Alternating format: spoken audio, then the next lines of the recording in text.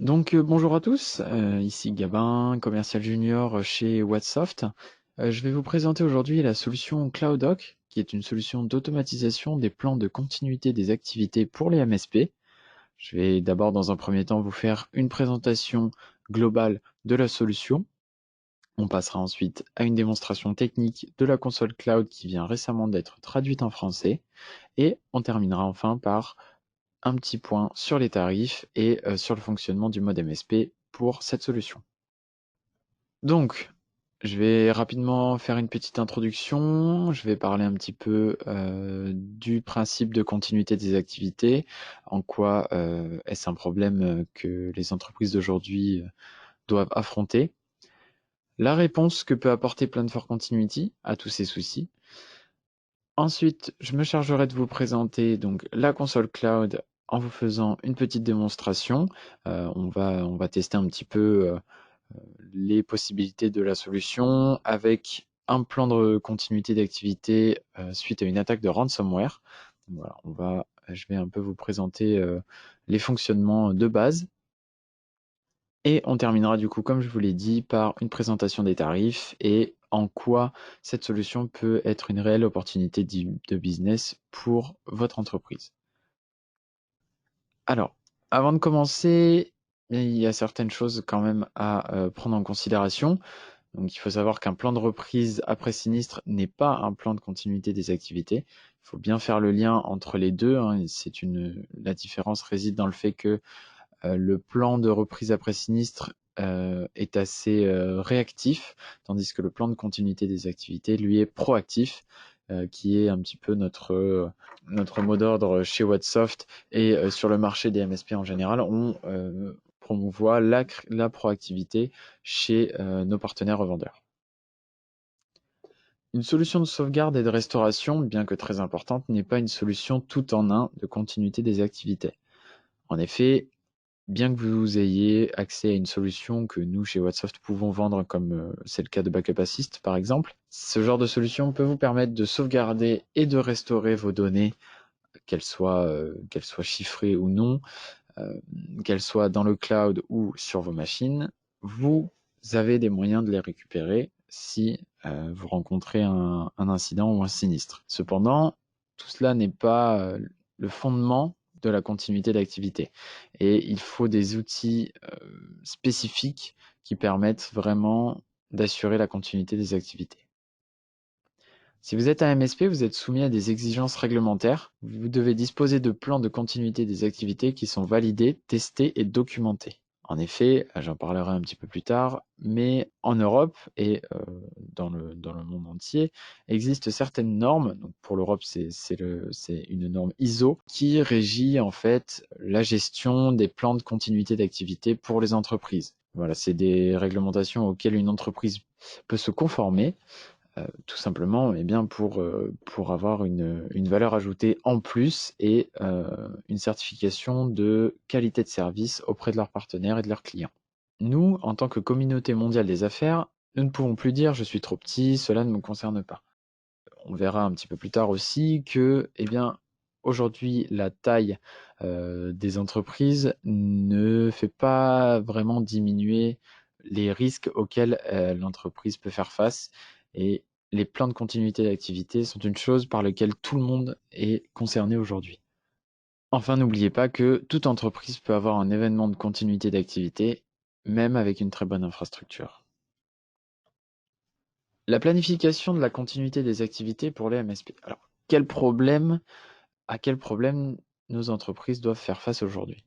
D'abord, les MSP n'ont pas forcément de plan de continuité d'activité ou de plan de reprise d'activité en place. Alors là, il y a un gros risque pour ces entreprises-là de perdre leur entreprise en cas de faillite.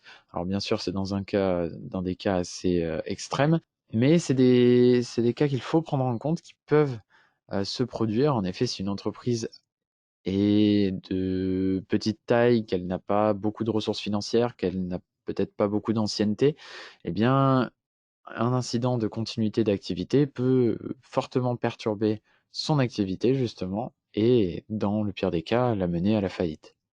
La planification de la continuité des activités est financièrement hors de portée pour de nombreux MSP.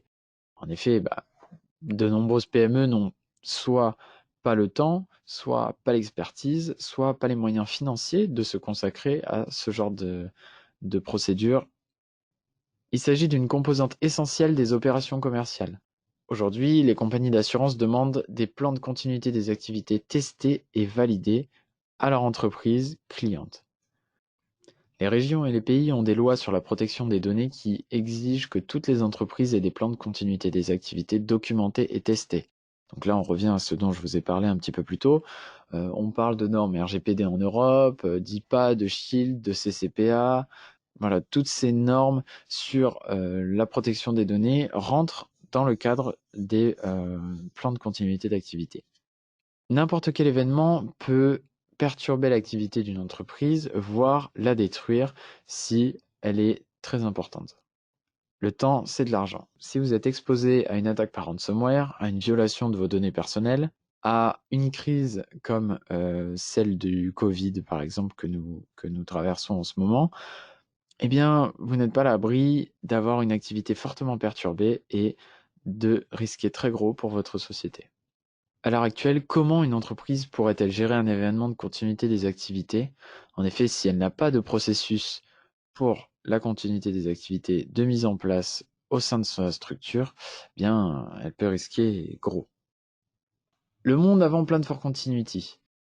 Les PCA, c'est un défi mondial aujourd'hui, mais la plupart des PME ont ignoré ces principes. Pourquoi?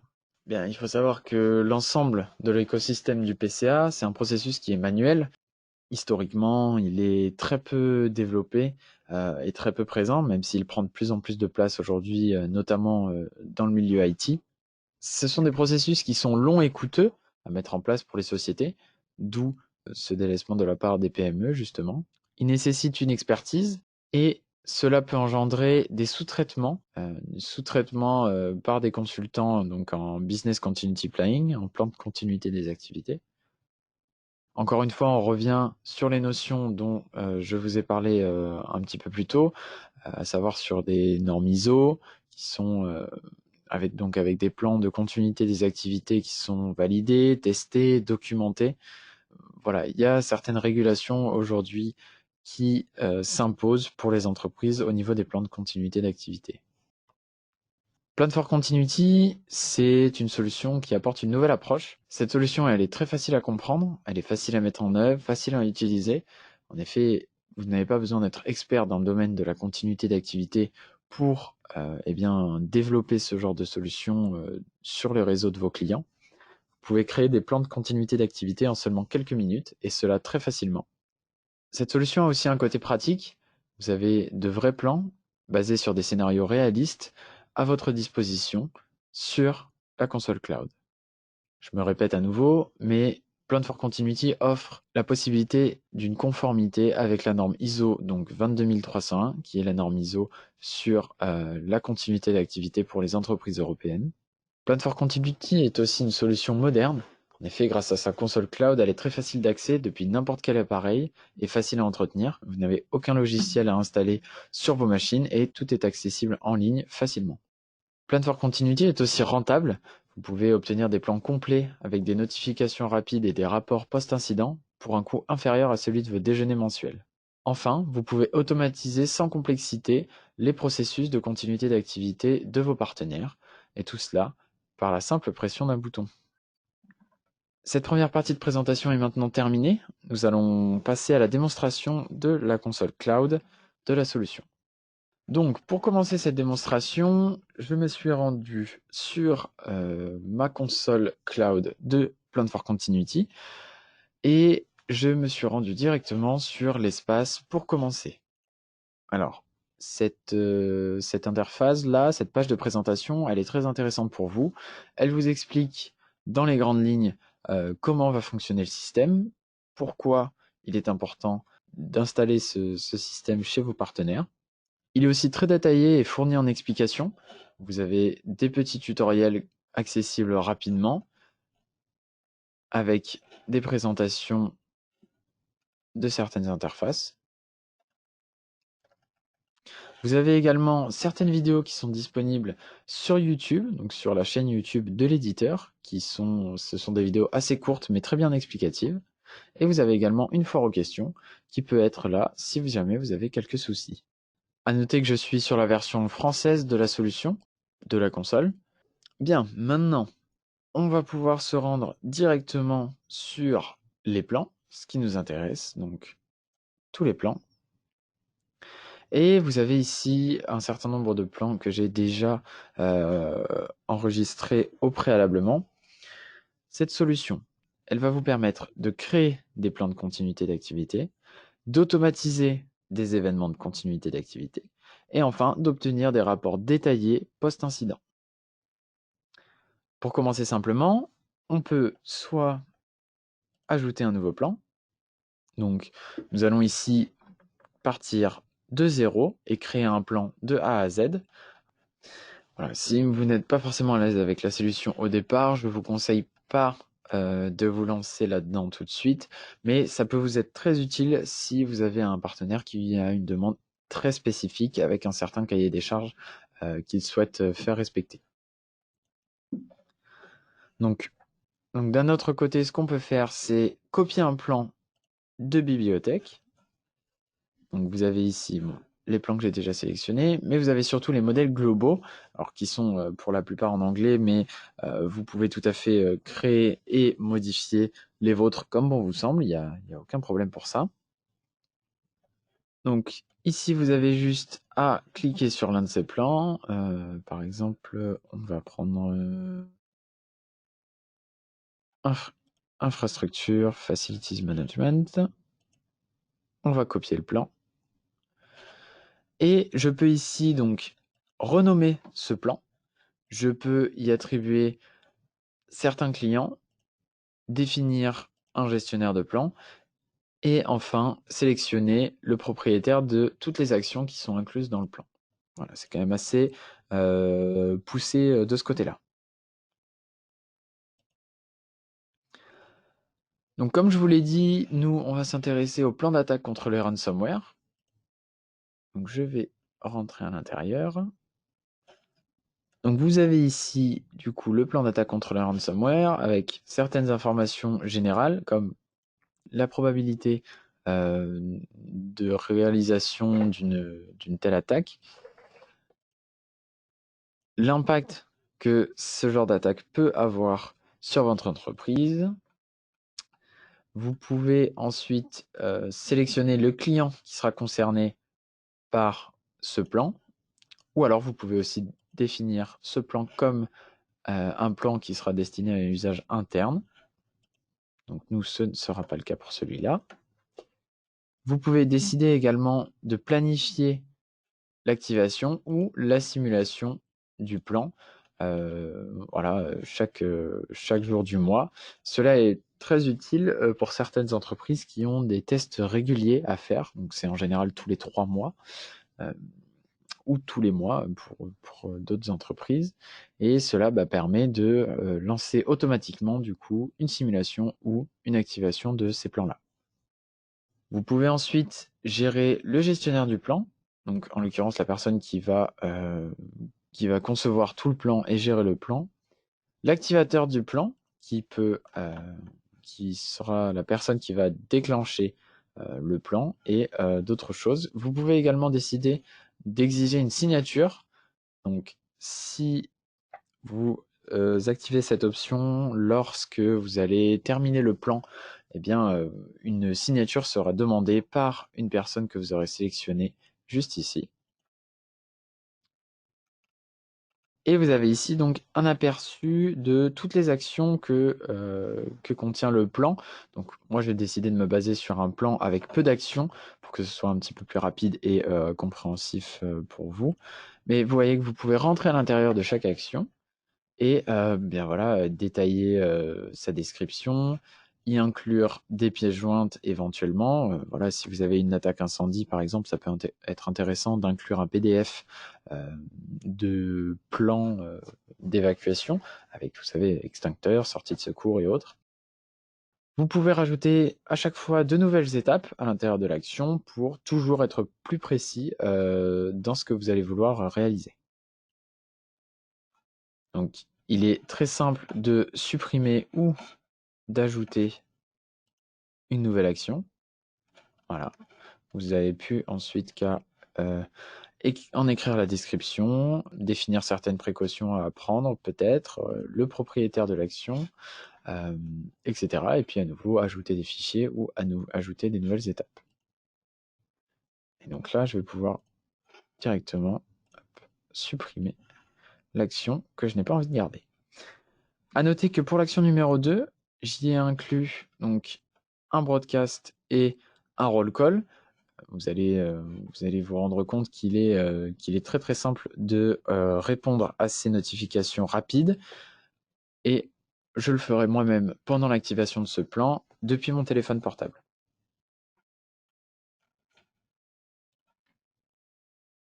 On va pouvoir donc maintenant passer à l'activation, donc en n'oubliant pas de sauvegarder le plan pour ne pas perdre aucune donnée.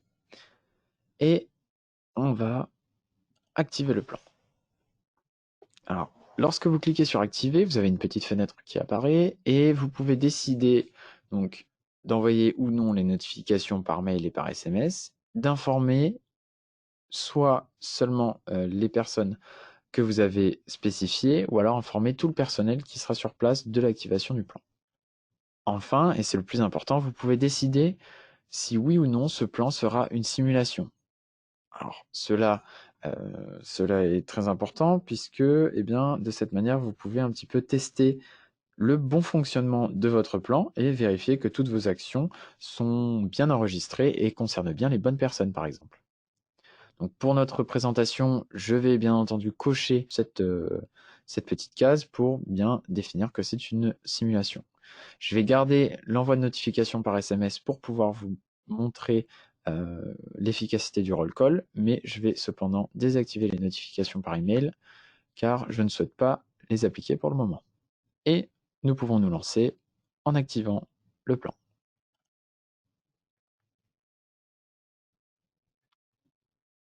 Voilà, donc vous arrivez maintenant sur cette page-ci.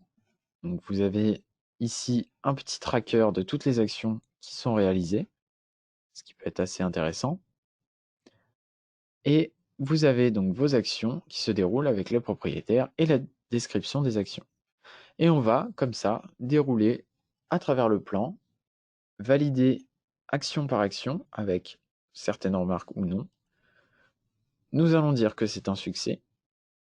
Et vous voyez, je viens de passer à l'action numéro 2 et j'ai reçu immédiatement un SMS spécifiant donc l'action ci-dessus.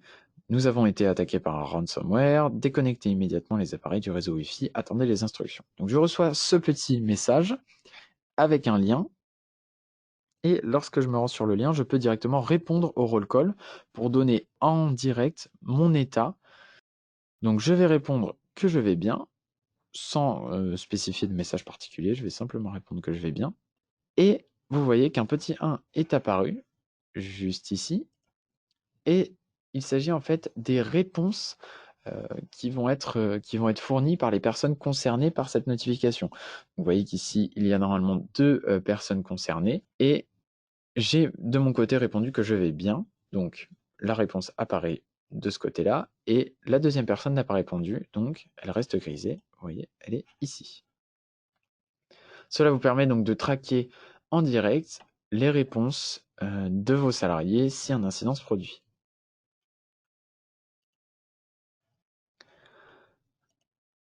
Donc l'action a été bien complétée. Je poursuis mon travail sur le plan en disant que tout est un succès, c'est merveilleux. Et voilà. J'arrive maintenant sur ce petit cadran donc, qui est la fin en fait du plan. Donc, quand vous avez exigé une signature, vous aurez un nouveau bouton qui exigera la signature de la personne désignée. Et enfin, vous pouvez noter eh bien un petit message sur le plan en général, s'il s'est bien déroulé ou non, si certaines personnes n'ont pas répondu au roll call, etc. Et enfin, compléter le plan. Voilà, donc le plan s'est déroulé à merveille. Comme vous avez vu, toutes les actions ont bien été traquées en même temps. Et je vais pouvoir directement obtenir un rapport en PDF du plan. Donc, je le télécharge.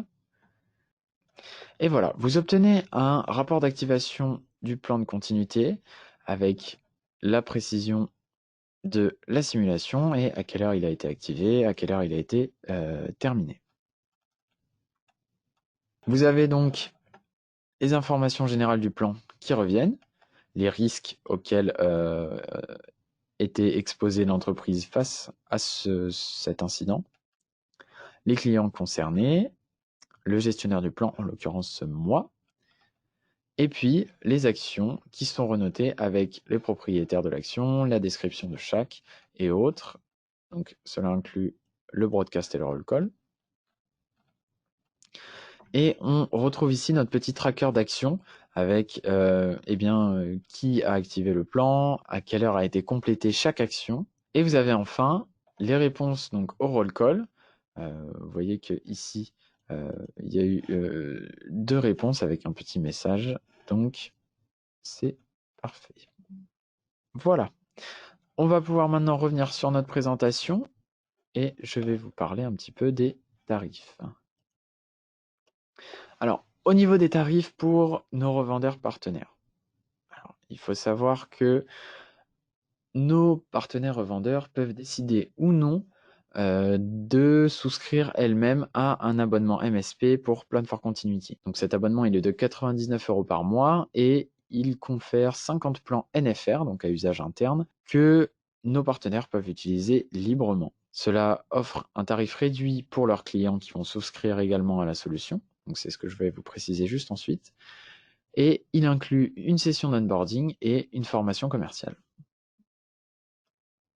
Donc, comme je vous l'ai dit, nos partenaires peuvent faire le choix de souscrire à la solution ou non. Et dans ce cas-là, on obtient 2 cas de figure.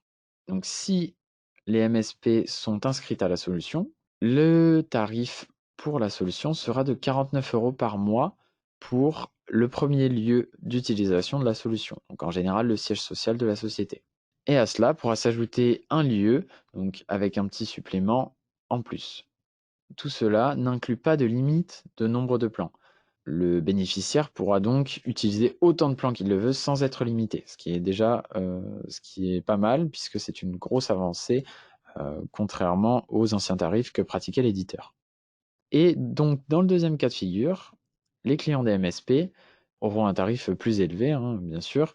Donc voilà, 79,99 par mois pour le premier lieu, avec encore une fois un supplément pour chaque lieu ajouté. Cependant, notez bien qu'il n'y a toujours pas de limite dans le nombre de plans que le bénéficiaire pourra utiliser, et ce, donc que ce soit par un revendeur qui est inscrit à la solution ou non.